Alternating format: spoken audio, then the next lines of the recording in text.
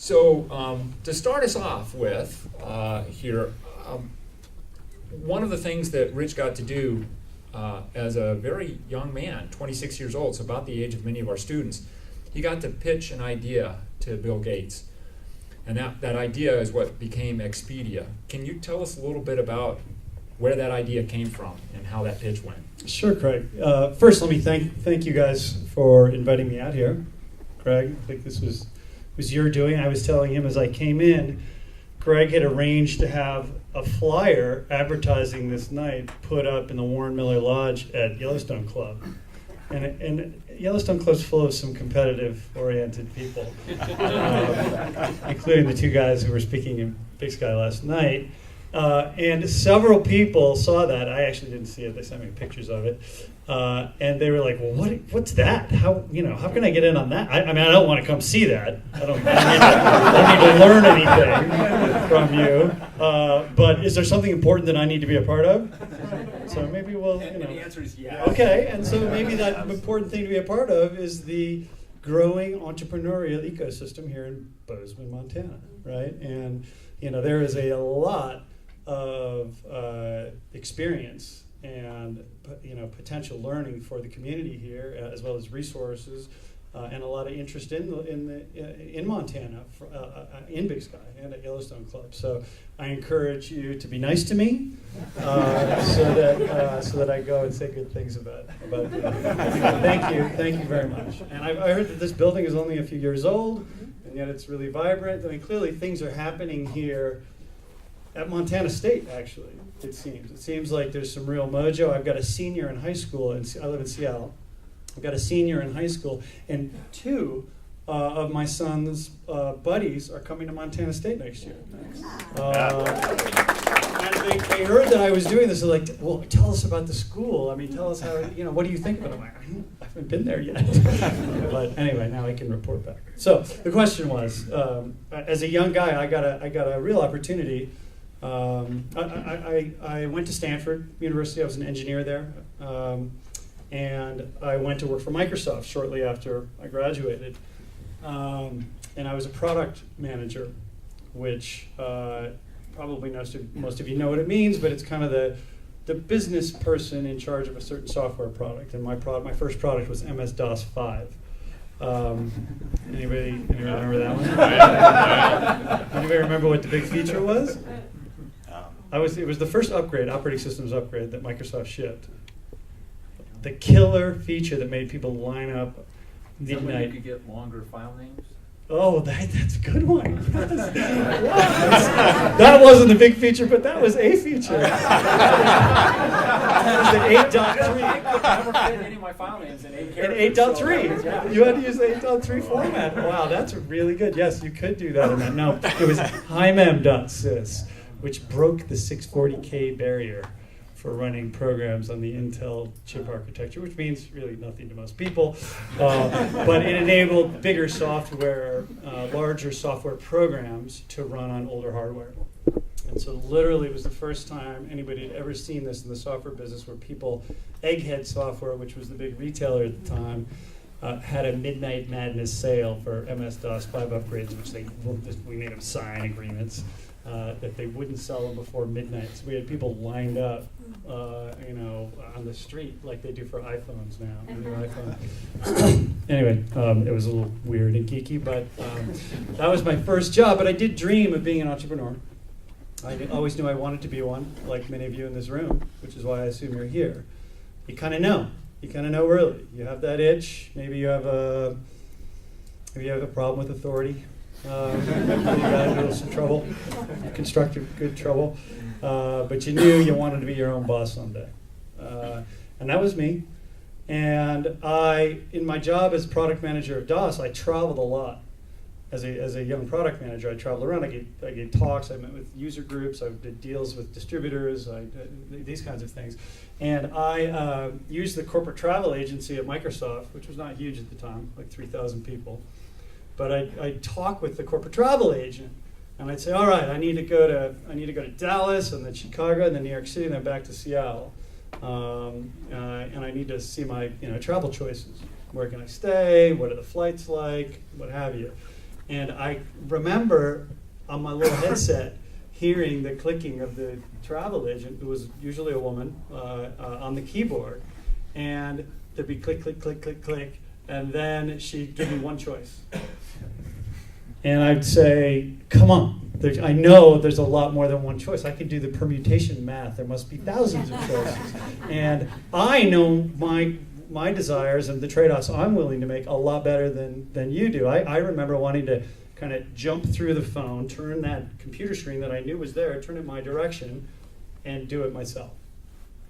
And that was the kind of, that was the inspiration, that was the pain that I felt as a user, as a consumer, that gave me the idea to start Expedia, to basically give power to regular people to make travel planning and purchase decisions for their own, on their own. And so I got to pitch that via an interesting story, but I mean a longer story. But I got to get in front of Bill Gates in the boardroom, and I pitched this as an idea. The web hadn't really happened yet. The internet was around, but the graphical web hadn't happened. So this was AOL, Prodigy, and CompuServe were there, but Mosaic and Netscape and the graphical web were not there yet. And so I pitched this idea to Bill Gates and Steve Ballmer and Nathan Myhrvold, the senior execs at Microsoft, and I said, look, we can reinvent the travel industry in our image. We can empower all these people and build a giant platform. This is software as applied to a vertical. Anyway, they got very excited about it, and that was the dawn of Expedia. So in a minute, we're going to follow that thread of this disruptive path that you took. But I want to first ask you a question about what you see. You were in the parlance that we're starting to see now. You became an intrapreneur, and that is with an I, yeah. And that is an entrepreneur inside an organization. And that was your first go at this. Yeah. Entrepreneurship stuff, whatever prefix you want to put. What skills are necessary to be an intrapreneur versus being an entrepreneur, and why did you decide that in the end you wanted to be an entrepreneur? Yeah, well, it's much more difficult, clearly, to be an entrepreneur. No. I guess that one fell flat. It was easier. Microsoft was the most powerful company in the tech industry by an order of magnitude or two.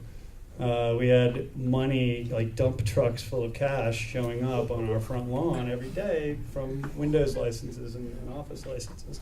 While I do think of Bill Gates as my Will, is Will still here? Did he? Right there. Yeah. Right. Oh, hey, okay. He's my venture capitalist. All right. So as Will is to this community, Bill Gates was to me. What are the skills different? Absolutely not. Honestly, it's the same. You find passionate, entrepreneurial and minded people with a big idea and a big dream, a big, hairy, audacious goal, okay? And they go to the people with resources, and they pitch them on the idea. And this is what I did. And then if you can get the green light, it's a matter of taking those resources and hiring people and laying out a mission that's compelling so that you can hire people to that mission. And they want to be a part of something that is not just making money, but is doing something big for the world that they think is important. And in the case of Expedia, we were really trying to revolutionize the way people plan and purchase travel, so that they could make better decisions and save money and feel in control, and not have to rely on this kind of gatekeeper. And so it felt good. So now I'll follow that thread that I mentioned before. So this idea of a disruptive approach, using technology to disrupt an industry that's been in place for a long time, the travel agency industry. You've followed that same kind of path with some of your other ventures. Tell us a little bit about sort of your philosophy around disruption and the role that the internet can have in causing that disruption. So, I'm sure that I'm personally motivated somehow by the word disruption and sticking it to the man, and being young once upon a time and wanting to stick it to the people in charge. But honestly, that isn't, and I think disruption is maybe an overused word right now, and maybe not such a positive word to me, honestly, anymore. In the age of a kind of looming backlash against technology, and we can that'd be an interesting topic area, I guess. I'm kind of curious how you all feel about that. Disruption feels like taking jobs and not competing on a level playing field a little bit. And to a certain extent, that was the case because, I was able to hire a magician class of people who knew magic that other people didn't know. They knew how to write computer code, and when I started doing this, not many people knew how to do that. And because I was able to have those kinds of people on my team, we were able to do things that others, it was not really fair. It was fair, of course, but it didn't seem that way. It seemed like we had skills and knowledge and resources and confidence that our traditional competitors lacked. And so we had that bit of a feeling, but I'll get off the disruption thing for a second and say what it was really about was changing things for consumers and empowering consumers. And that's, in giving power to the people in a revolutionary way, it turns out I think freedom is primal, and we want to be in control of our lives, and when we know when barriers are being put up between us and what we need, what we want, what we feel we deserve, and what is fair. So we feel that friction in our lives all the time, and every one of those friction points is an opportunity for an entrepreneur to figure out a way via technology or some other means to end around that friction and to solve that problem. And so I kept seeing these businesses that the common thread in my other companies we'll talk about is this power to the people, giving people access to information they did not have access to before, and thereby tearing down the wall or storming the Bastille and taking over an industry, and then having all the relationships in the industry shuffle and change as a result. So when you started these ventures, you probably had, you clearly now, and maybe it's mostly in retrospect, but you clearly now have an idea of what it was you wanted to accomplish. But early on, often when people start something, what they want to accomplish and then what they realize other people need them to accomplish to satisfy the consumer's itch, if you will, may be different. So what were some twists and turns, or what we often call pivots? What were some of the things that you went through in those businesses? Okay, so I guess the first thing I'd say is if you're starting something from a position of technology and you go in search of a market and you kind of start from the supply side and you go out to the demand side, oftentimes failure results. Personally, I think it's exactly the process for company creation and value creation should be exactly the opposite. It should be starting with consumers and a big problem that you can solve in a radically better way, and then figuring out how the technology is going to work. And you can have confidence that technology is going to keep advancing. So this voice thing, with Alexa and Siri and Cortana, you're watching it develop, and you may have an opinion. You think, it's going to be slow to develop, or maybe it's not going to happen, or you can be positive on it or negative on it. I'm here to tell you that pattern recognizing of technology platforms in my career, this is inevitable. Okay, we are going to be interacting with smart synthetic intelligence via voice, and we're going to have things in our ears or in our heads that are going to be responding all the time. You have a little peek of that with the AirPods that were recently released by Apple.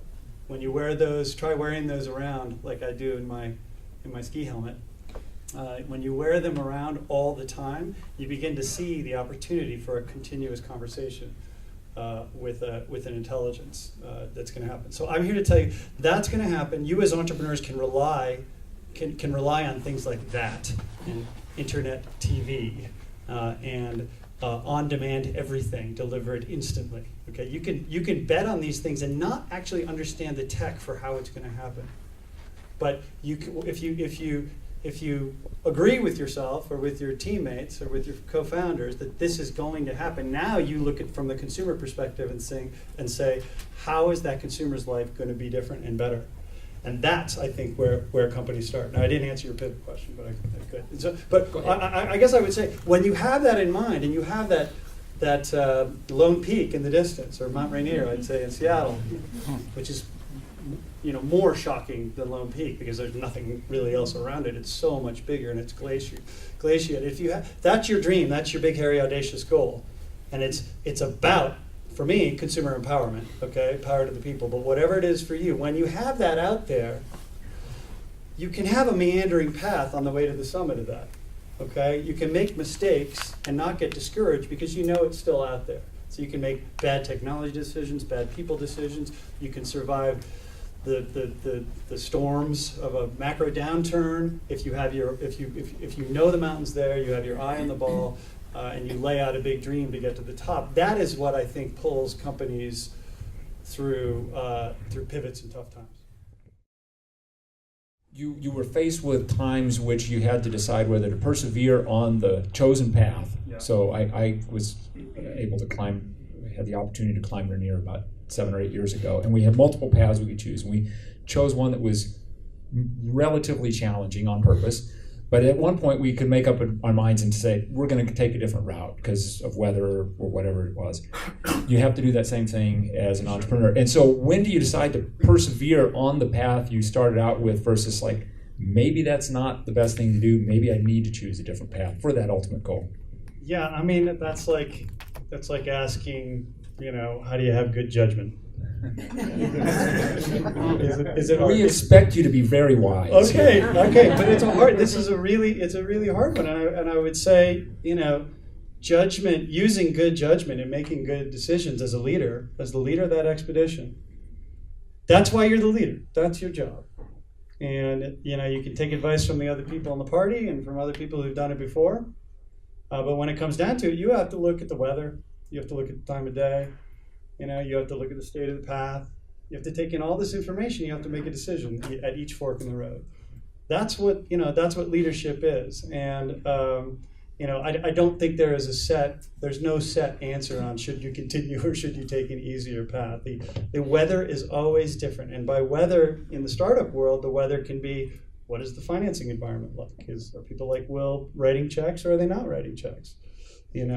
What's happening in the public markets? Are companies going public or not? And M&A. And how much risk can I take? How much risk will the backers finance and will my team tolerate? Personally, my advice, my advice generally is to take big swings and to take the high risk path because we as humans, we are animals, okay? And primarily we're wired to view risk in a different framework, okay? When we were on the savannah, making a bad decision meant we got eaten, all right? And that's deep in our brains right now, that instinct. And so it turns out that you make a bad decision with a company, you don't get eaten, all right? You don't. Maybe, the company doesn't work. Okay, so you learned something, but in my opinion, like, you're up at bat. Like, take a real swing at the ball. You're at bat. Don't take a crazy swing at the ball, but, take a good swing. Might as well try to hit it far. It's just as hard to build a small company as it is to build a big company. Believe me, I've done both. And personally, I find that I attract better people to my team when I'm telling a big dream, not a little dream. So go ahead and dream big and take big swings. So, a company that you've been involved with, Netflix, as a member of the board. Swing, huh? Yeah. So they definitely had to change some of their business model, and so tell us a little bit about your opportunity to watch that process as they've evolved from a DVD company to an online streaming company to now an original content company. Yeah, in a very, I'm sure, constructive way. because I have such tact. When I was young, when Reed Hastings was trying to get me to join that board, this is when it was private, it's like 17 years ago. I think I probably said something like, this is, the DVDs in the mail? I mean, come on. The DVD form factor clearly is going to hit the wall, all right? And you're going to be left with dust. Why is smart venture money going into this? How are you going to?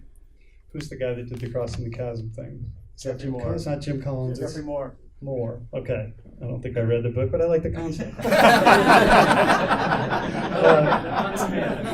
was never much of a business student, honestly. Sorry, Dean. I like to read at night, and if I read a business book at night, I can't go to sleep. That's how I go to sleep. Look, business excites me.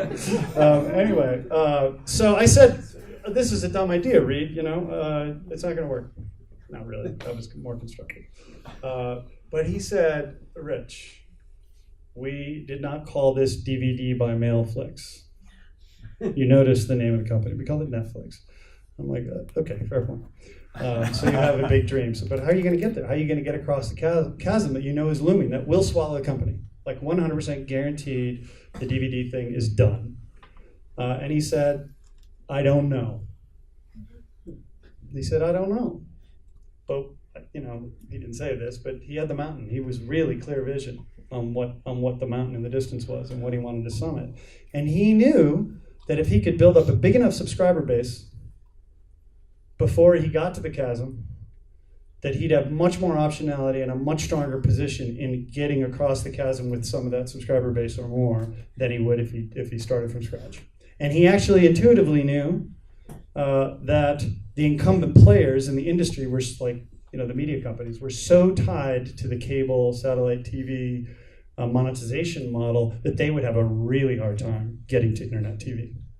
And he didn't know if it was going to be downloads or streaming or the kind of local big hard drives in neighborhoods was one of the plans that we had. And we didn't know. But he was this is a sign of a really big thinking, long-term oriented entrepreneur that Reed clearly is that he was highly confident that he and his team of smart people would be able to figure it out. And so it was an extraordinary opportunity and privilege to join that board long ago and to be a part of it. I wish we had time to hear all the stories of all the companies. There's a second chasm. There's a second pivot though. So they got to the chasm and the streaming thing happened, and you guys are streaming subscribers to Netflix, most of you? Yeah. Let's start to get it interactive. Really raise your hand. That feels good. Okay, all right. Yeah. I know the numbers, and I know most of you. Either that or your parents are. Okay. Which is all, that's legal. But there was another one. So we got across that one, and that was amazing. That was incredible that happened, that the streaming thing happened, and Netflix got out in front. But then we got to a point where we were really dependent on other people's content. Movies and television shows made by other companies who were clearly beginning to view us as a competitor and were threatening to take away licensing rights to that content. And so we're faced with another existential strategic crisis at Netflix, and that was we have to make our own content. We have to go from geek, a bunch of geeks in Silicon Valley, to doing what the Hollywood people do and making Stranger Things and House of Cards and The Crown and I don't know what you guys like, The Ranch. I like it. They live on ranches. They don't eat it. All right, sorry. Anyway, so that was a huge bet. Netflix will spend many billions of dollars this year making its own original content, paying for it, owning the licensing rights. And so what Netflix was able to do was to break that dependence on oil from OPEC and drill its own oil wells, or like a renewable energy source, wind. Build a wind farm, and so it could sustain itself. So that was a second pivot that really great leadership teams and great teams of people are able to navigate these major business model shifts and navigate them in hindsight gracefully, but really it's not that graceful. So in the decisions you've had to make and the navigation changes and so forth, I assume that at some points in there you needed advice. You looked for input from others. If not, you can never find the answer. But at what points in your professional life have you felt you either should have reached out and you didn't, or you did reach out and it was to good effect? Good question.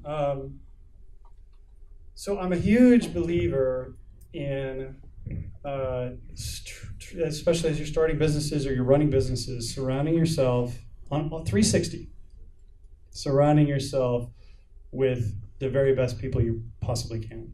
We've talked a lot about attracting people to your team already with kind of a good judgment and a big dream. Okay, people are attracted to a big dream.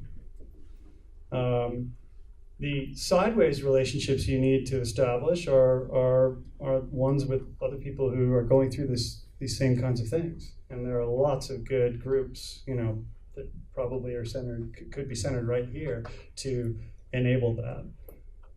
And then, really importantly, taking money and advice from the right kinds of boards of directors and financiers. Finding people, like, you think money's a commodity. It's not a commodity. It all looks green, although we use less cash these days. We don't even know what money is anymore because of the whole crypto thing. But money is not a commodity. When you're a startup, you take money from somebody who adds value and wants you to succeed and has the experience to coach you and help you succeed. That is a radically different dollar from someone who is looking for a quick return or looking for a backdoor control of your company or something. And so using really good judgment on picking the right financiers is super duper important. I've been really lucky. You asked for specifics. I'll mention a couple people. Greg Maffei was my chairman at Expedia when I was really young. I took Expedia public when I was 32 years old. My chairman was the CFO of Microsoft at the time, Greg Maffei, who's now the CEO of Liberty Media, which is a big conglomerate media company. He was all of 40 at the time. He was a great mentor to me as I navigated the strange world of being a public company and what it meant to have an audit committee and how to really look at financial statements, which I kind of was casual about it prior to that. So he was a terrific mentor to me, and he's also the best, I think, probably out there deal guy there is alive in this country, at least right now. And so he taught me a lot about that. That was a great mentor that I went to on a lot of stuff. A guy named Jay Hogue, who runs TCV, I've done a lot of things with. He's like, what I learned from Jay is how to ask really tough questions in a really constructive way. And I think he kind of has this aw shucks Midwestern demeanor, and he's very disarming, and but is very smart, and ask a good pointed question. I learned a lot from him. And then a guy named Bill Gurley, who you may have heard of. He's a pretty famous venture capitalist at Benchmark Capital. He and I have done lots of deals together and sat on lots of boards together. And I would say Bill is the smartest competitive strategist I've ever met, kind of strategic analyst. An example of where he added value to me, when I started Zillow Group, which we haven't talked about yet, when I started Zillow, I had been running Expedia and I had huge marketing budgets. I was spending hundreds of millions of dollars on marketing and television advertising and what have you. And when I started Zillow, I thought, well, I'll do the same thing. Come out of the gate, I'll spend a bunch of money on marketing. And Bill said, Rich, we don't know how you're gonna make money, by the way, but it's probably gonna be a media business model, which means you're selling ads. So if you're buying ads to get traffic to sell ads, then you're arbitraging traffic. And that dog don't hunt very long, okay? So he said, here's a mind exercise. What if you had to launch the company with a zero marketing budget? Zero ad budget, basically, out-of-pocket ad spend. And I, got mad at him. And I'm like, there's no way we can't do that. And then I went away and we talked about it as a team. We're like, well, okay, what do we do? Okay.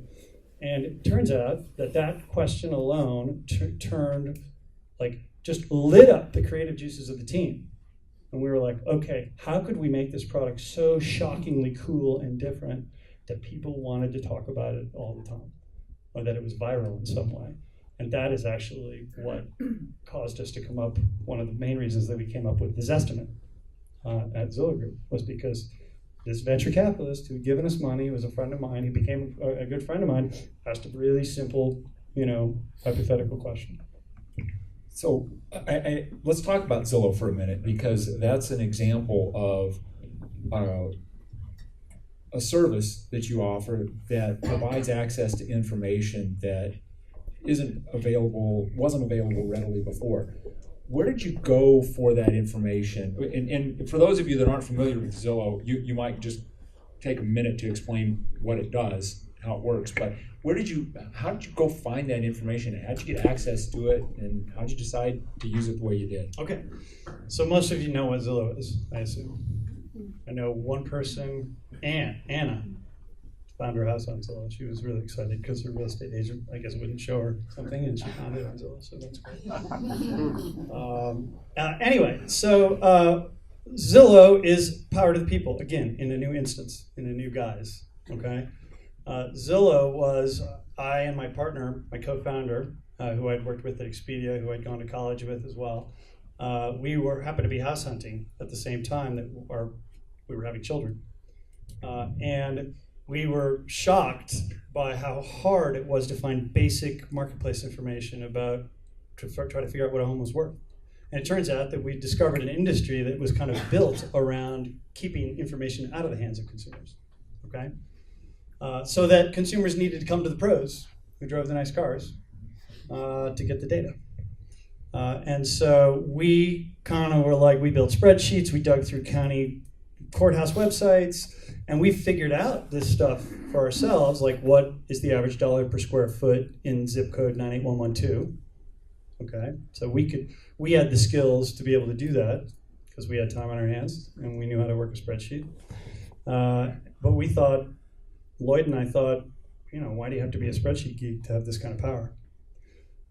And so that was the dawn of the idea, where how could we access this information? Well, it turns out that in the United States, in almost all counties, house transactions are a matter of public record. So it's just a matter of getting access to those public records and organizing it, putting it in a database, making that accessible to everybody. That was the blindingly simple insight we had. And then, with Bill's help, we had this idea for the Zestimate, which was taking it even one step further. And the Zestimate is really provocative, okay? The Zestimate, I'm telling you what a robot named Zillow is now telling you what your house is worth, or what we think it's worth, and we're doing it algorithmically. And we're updating the estimated market value of your house, dropping it on your roof and updating it every night. So this is a provocative idea. And we figured it was so provocative and so kind of voyeuristic, but also practical, kind of blended the two. Like, if you're shopping for a home, you really want to know. But it was also voyeuristic, like you look up your high school girlfriend, and, what house is she living in, or your boss, Craig's house, and see, you're not paying him enough. Anyway, so it was very provocative. And when you have something that's provocative and controversial and yet a positive thing, we knew we were onto something that would kind of carry the word of mouth would fly. So that's what Zillow is. It started with that idea, the Zestimate idea. We had so many people show up on the first day that the servers all went down. I remember being kind of in a ball on my couch in my office where I slept sometimes, and kind of rocking back and forth and asking my CTO to make the pain stop. Turns out that the greatest marketing thing ever, we have a super duper marketer who ran marketing at the time and still does, named Amy Butinsky. She's our COO now. And Amy said, "Don't worry, Rich. When a website's so popular that it tips over on the first day, that's a great news story, and a lot of people are going to come." And so she made lemonade out of lemons on that one. And so that was the beginning of what has become the data that underlies the new real estate marketplace in the United States. We get 180 million unique users a month to our portfolio of brands. We're only US, so this is like, we got some dupes in there because it's machines, so maybe it's 150 million actual people. Like, people are into real estate and real estate information, and we now own multiple brands, including Trulia.com, which you guys may know. Street Easy is the big player in New York City. Hot Pads is a rental site. We own a company called Dot Loop and Naked Apartments. So we have a portfolio of brands now, and are the a very large global player. So I'm going to shift gears for a minute, and so this is we've got about a little over 15 minutes left for this evening, and I've got one more question for Rich, and then I'd like all of you to be thinking of questions, and we'll turn it over to the audience at that point. And my question for you is just really a broad one. It's sort of the one you got to expect when you've got a university student audience here. What advice would you? So you don't have to give a whole commencement speech. Okay. Just what advice would you give these young people here in the audience today if they think they want to pursue going out on their own, being an entrepreneur? Well, I mean, I kind of gave it. Take big swings. Take big swings. Don't be afraid. Courage. It's as simple as that. Courage is pretty cheap, honestly. Not enough people are courageous enough. Courage doesn't really take that much because, as I said, the risks are not that great. Most of you have a safety net. Most of you feel like you're walking on a tightrope, but you're not. There's a net under you. Okay, and that net is a community of people that you know. It's your family. Hopefully you don't have too much debt coming out of school. I think it's reasonably priced here at Montana State. Maybe not. Maybe not for long, given that the state's pulling back. But take big swings. There's a net under you. I'd also use one more, jumping from sports analogy to sports analogy. We've gone from baseball to circus acts, and now we're going to go to basketball. Hang around the hoop.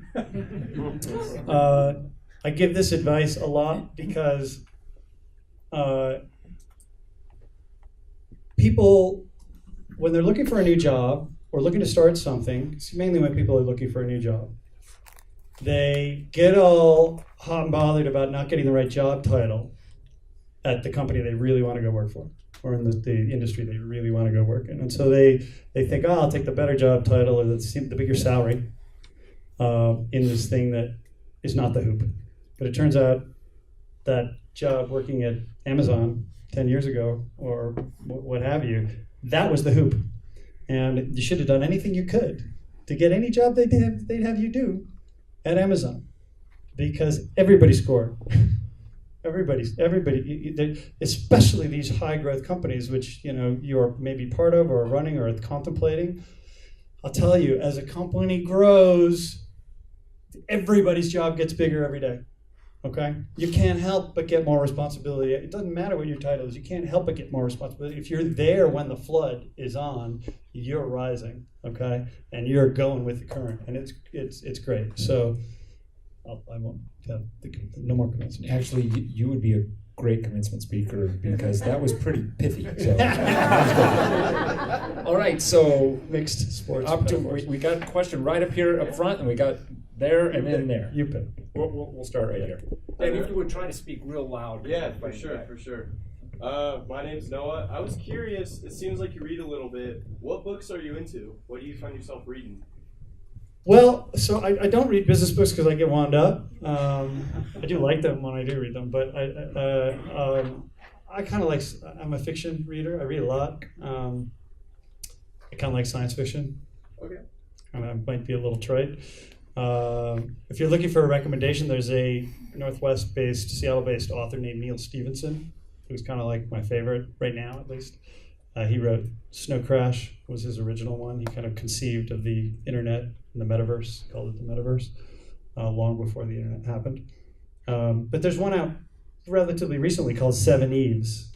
It's fairly dense, but it's really good, and it basically sets up this conceit where the moon gets hit by a comet or something. It breaks into 7 pieces.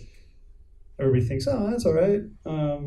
They kind of are hanging together. They didn't do anything. They're moving around the earth. The center of gravity is about the same, so it's all good. And they start running into each other. Little pieces break off, and it's clear that the Earth is going to be showered by bits of the moon and be destroyed. Okay, so no more humanity. This is uplifting, huh? But the really cool thing is that humanity decides, well, we got to get as much stuff up into space and people off the planet as we possibly can, as quickly as we can. And that's the setup for this really interesting book that I highly recommend. Anyway. Thank you. Yep. So, we'll go here. Hi, my name is Jacob. We were talking about power to the people, and we brought up cryptocurrency. Yeah. That seems to be a similar basis behind Bitcoin and whatnot. Yeah. I was just wondering what you have to say about that, Yeah. future of it. Interesting. The crypto thing is pretty wild, and the blockchain's kind of the technology that or the concept that underlies Bitcoin and cryptocurrencies, which are kind of the first application that we're seeing that sits on top of blockchain, which may sound really smart, but I don't really understand any of it. The appeal to the geek libertarian, of which I know many, and I love, the geek libertarians are the first people into every new platform. Okay? They were the first ones into the internet. They were the first ones into gaming, and they're the first ones into this blockchain thing too, because they see it as a way to end around the powers that be that control the world, the tech world right now, and it's possible that is true, and so it's generating a tremendous amount of excitement and entrepreneurial energy, and it's definitely worth looking into. Am I recommending that you buy Bitcoin or Ethereum or what have you? No. These things feel like bubbles to me. But the technology that is underlying these things does have the potential to lead to some very interesting industrial revolution, I believe. So I think it's worthy. Yeah. Connor, you had a question, didn't you? Joaquin? So you worked at Microsoft before you started becoming a full entrepreneur, what you call it. But how much do you value working for a company before you end up going out on your own, and how do you choose that company that you want to work for? Great question. So I always kind of knew I wanted to be an entrepreneur, but you can't show up to build a house and you look in your toolbox and there ain't no tools. So find the best run company that you can find and go to work for them if you're not exactly sure what you want to do right now and have the itch to build your own cryptocurrency on top of blockchain or something. Go to work and start putting some tools in your toolbox. You've already got a bunch already, I'm sure. You got some growing up, you got some at school. Now go get some in the real world, sharper than the ones you've got, and at some point you look down and you think, all right, I can build a house. That's how I viewed it. So of course I think it's good advice.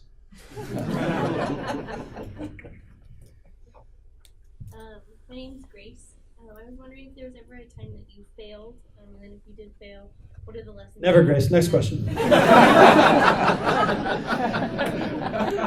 Sorry, I cut you off, Grace.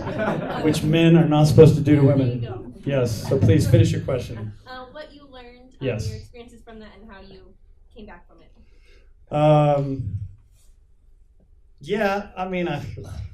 I don't like telling you. The great thing about being an entrepreneur is that you forget your failures. But there are lots. But at least my failures were taking big swings. So I'll try to tell a short story. When I was product manager at DOS 5, of MS-DOS 5 upgrade, there was a really like a best-selling book that was selling in Barnes and Nobles. It was called DOS for Dummies. Does anybody remember? There's a whole Dummies series now. The very first Dummies book was DOS for Dummies.